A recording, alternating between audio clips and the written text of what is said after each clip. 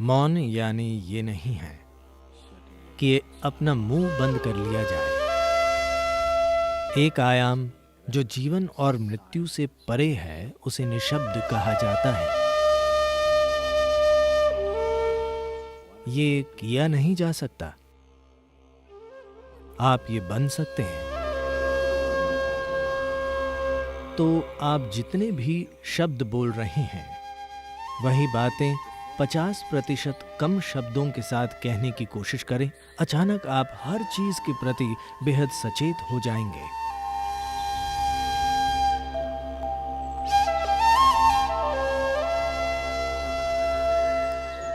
हवा की अपनी ही आवाज है, पानी की भी,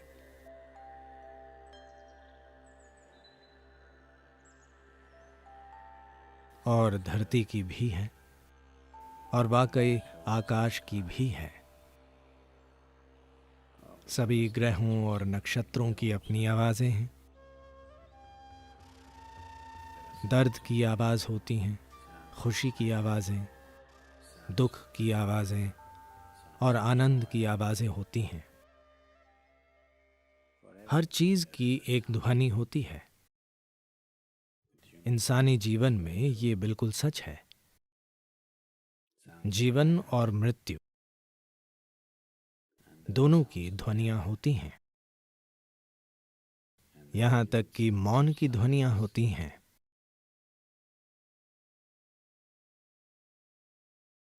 तो ध्वनियों का जटिल मेल है। अलग अलग ध्वनियों से अलग अलग मंशाएं, मजबूरी के और साथ ही बंधन के विभिन्न स्तर और उलझन की विभिन्न संभावनाएं पैदा होती हैं। तो फिर कोई चुप रहना क्यों चुनता है? मौन जीवन को नकारने का तरीका नहीं है। मौन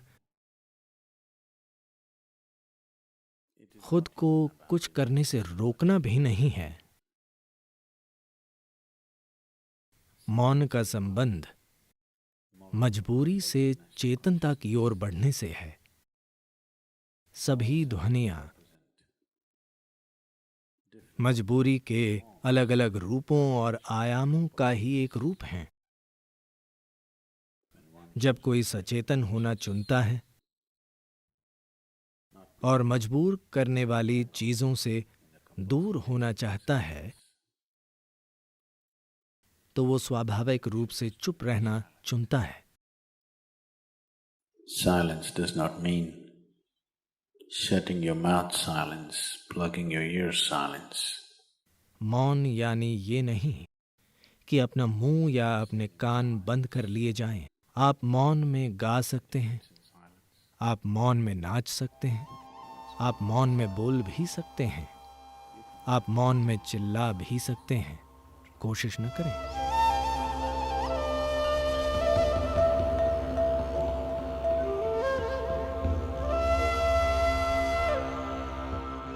यानी ये नहीं कि जब सभी चुप हों तब चिल्लाना। वो मौन में चिल्लाना नहीं होता।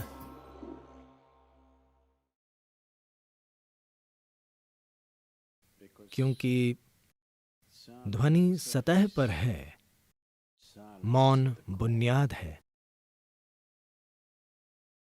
सिर्फ सतह की ध्वनि पैदा करती है।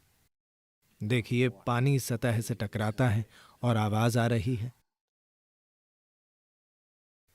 गहराई में कोई आवाज नहीं होती। जीवन ऐसा ही है। सतह पर ध्वनियों का एक बहुत ही जटिल जाल है। ध्वनियों का चक्रव्यूह है। पर मूल में कोई ध्वनि नहीं है। अंग्रेजी भाषा में नो साउंड के लिए कोई शब्द नहीं है। हम इसे निशब्द कहते हैं। इसका अर्थ है ध्वनि बिल्कुल न होना, ध्वनि का पूर्ण अभाव। ध्वनि न हो तो प्रतिध्वनि भी नहीं होगी, प्रतिध्वनि नहीं होगी तो जीवन नहीं होगा, जीवन के नहीं होने से सृष्टि नहीं होगी, सृष्टि न होने का अर्थ है सृष्टा भी नहीं होगा। तो एक स्थान जो सृष्टि और सृष्टा से परे है, एक आयाम जो जीवन और मृत्यु से परे है, उसे निशब्द कहा जाता है।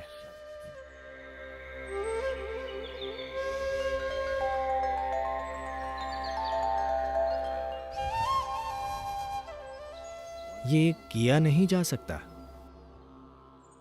आप ये बन सकते हैं। आमतौर पर ये बताने के लिए दो शब्दों का प्रयोग किया जाता है। एक है मौन, यानी आप चुप्पी का अभ्यास कर रहे हैं, आप चुप नहीं हैं, आप मुंह बंद करके चुप हो गए हैं, ये निशब्द नहीं है। मौन यानी चुप्पी का अभ्यास करना। अभ्यास करने का अर्थ है आप खुद वो नहीं हैं। क्या आप जीवन हैं या आप जीवन का अभ्यास कर रहे हैं? मैं पूछ रहा हूं, आप जीवन हैं या जीवन का अभ्यास कर रहे हैं? अभ्यास नहीं, आप जीवन हैं। शायद अभ्यास अच्छा नहीं है, पर आप जीवन हैं। इसी तरह मौन का अभ्यास करने और मौन होने में अंतर है। मौन का अभ्यास एक नियम की तरह शुरू होता है, पर धीरे धीरे मौन का अभ्यास करते हुए आप शायद मौन हो जाएं। तीव्र गतिविधि में भी कोई चुप हो सकता है, पर हमेशा तीव्र गतिविधि करना संभव नहीं है। तीव्र गतिविधि के पल सिर्फ पल होते हैं, कोई भी उन्हें बनाए नहीं रख सकता। आप थक जाएंगे। अगर आप इसे बिना कुछ किए पा सकें, तभी ये टिकेगा। अगर सिर्फ तीव्र गतिविधि से ही ऐसा हो पाए, तो ये कभी नहीं टिकेगा। गायन के बहुत तीव्र और आनंदमय क्षण में कोई व्यक्ति मौन बन सकता है या उसे चख सकता है, पर यह कब तक टिकेगा? आपका गला फट जाएगा और आपके पड़ोसी आपको पीटेंगे। संभव है। तो मौन होने या बन जाने की इस संभावना का एक अर्थ है स्थिर हो जाना, पूरी तरह से स्थिर हो जाना। स्थिरता कई तरीकों से पाई जा सकती है। एक सांप भी स्थिर होता है, एक बाघ भी शिकार करते हुए स्थिर, चौकन्ना, पर बिल्कुल स्थिर।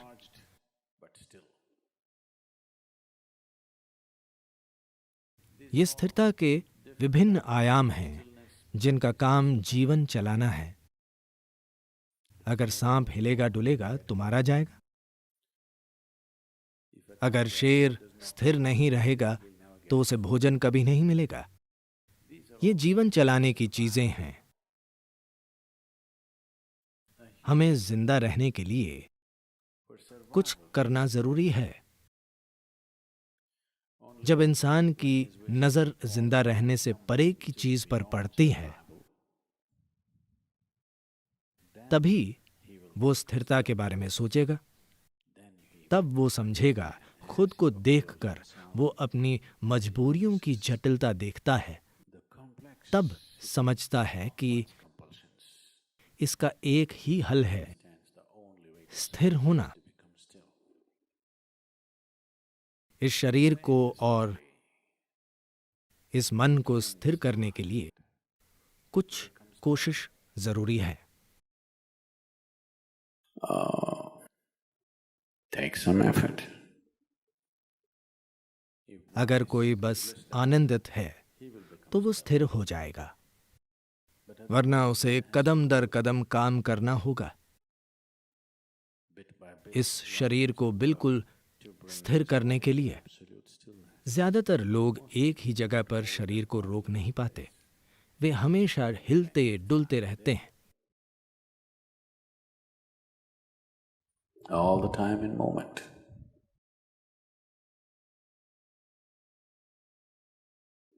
As it is said, a man is ill only because he does not know how to be still.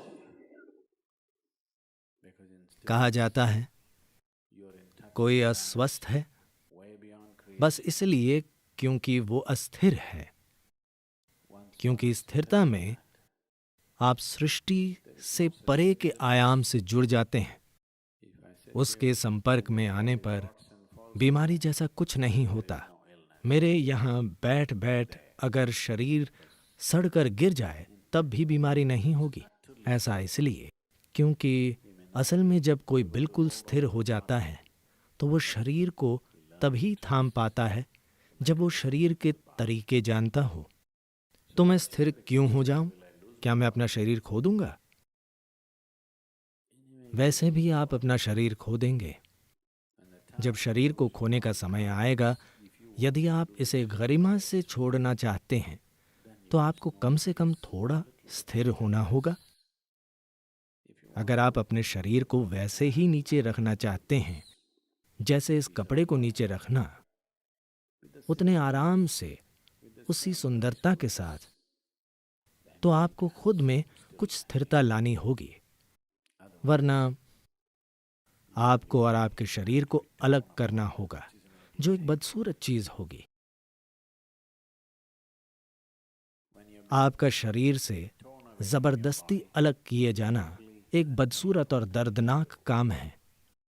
अगर आप इसे नीचे नहीं रख सकते तो आपके जीवन में कोई कृपा नहीं है। तो अगर आपको कृपा पानी है तो आपके जीवन में कम से कम कुछ स्थिरता जरूरी है। ऐसा तभी होगा जब आपके जीवन में कुछ मौन होगा। अगर अभी नहीं हो पा रहा तो कम से कम थोड़ा सा मौन का अभ्यास। 1 घंटे में अगर आप अभी 1573 शब्द बोल रहे हैं, कितने शब्द मां? आप 1 मिनट में कितने शब्द बोलते हैं? 1573। वाकई इतने ज्यादा? मुझे लगा कि यह असंभव है। ठीक है, मुझे आप पर विश्वास है। तो आप जितने भी शब्द बोल रहे हैं, वही बातें 50% कम शब्दों के साथ कहने की कोशिश करें। अचानक आप हर चीज के प्रति बेहद सचेत हो जाएंगे। फिलहाल मौखिक दस्त हो रहा है। 1573 यानी दस्त, ठीक है? अब अगर आपको आधे शब्दों में वही बातें कहनी हो तो बहुत सचेत रहना होगा, वरना आप नहीं कह पाएंगे। बस कोशिश करके देखें। कल एक दिन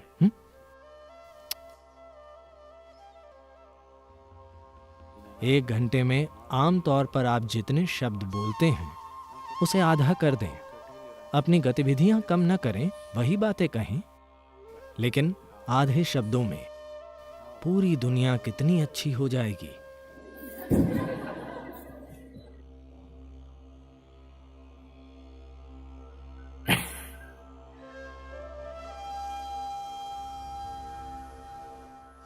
दुनिया अद्भुत हो जाएगी अगर कल हर कोई ऐसा करे तो। कई शादियां भी बच जाएंगी।